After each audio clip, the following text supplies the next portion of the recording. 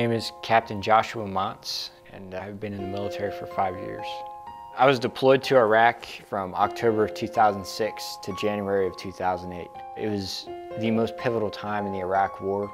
It's when we made a cognizant shift from high-intensity operations to counterinsurgency operations.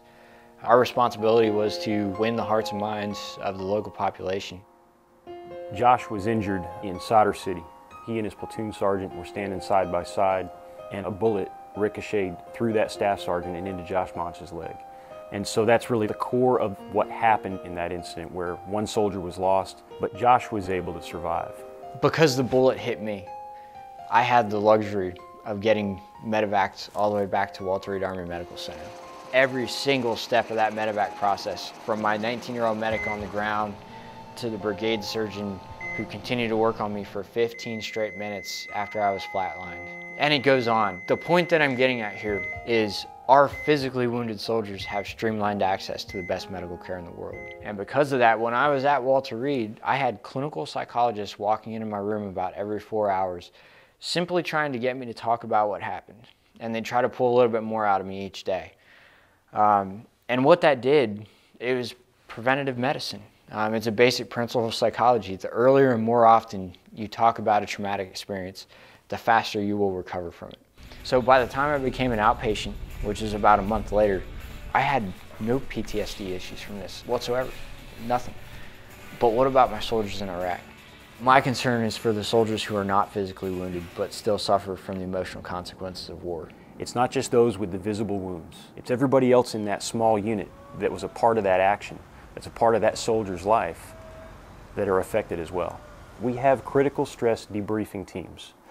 And when something like what happened to Josh occurs, we make everybody come together and tell that story, because oftentimes what happens is you walk away from a moment in combat and you remember it like you saw it.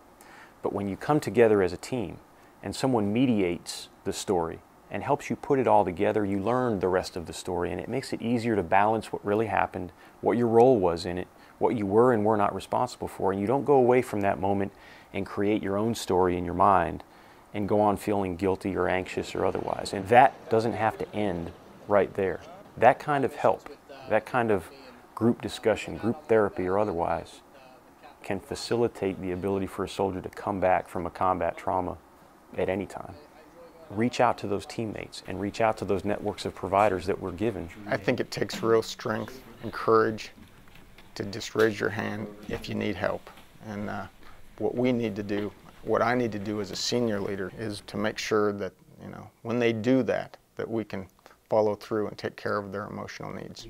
I'm just a small piece of the senior leadership, but from the higher echelons, the Vice Chief of Staff of the Army, General Corelli, is very passionate about removing the stigma for asking for help. If there's not a clearer message right now in our Army, I don't know what it could be. And I guess all I could really say to soldiers who currently feel like there's a stigma is that they're wrong. Because there are too many programs and people out there who are ready, willing, and able to help. From a leadership standpoint, I think that real warriors show strength when they're willing to reach out to their soldiers and prove to them and demonstrate to them that they genuinely care. That's how you defeat stigma. I firmly believe that it comes down to one thing, and that is involved leadership. But what we got to learn from this is that everybody experiences emotional distress. Everybody has a breaking point. And the best way to prevent serious problems from occurring is to talk about it early and often, and to get help early and often. And there's nothing wrong with doing that. I think it shows real strength when a soldier is willing to step up and approach his peers and approach his leaders and even approach his subordinates and simply talk about the experiences in detail that they've had in combat in order to address the emotional health needs of everyone.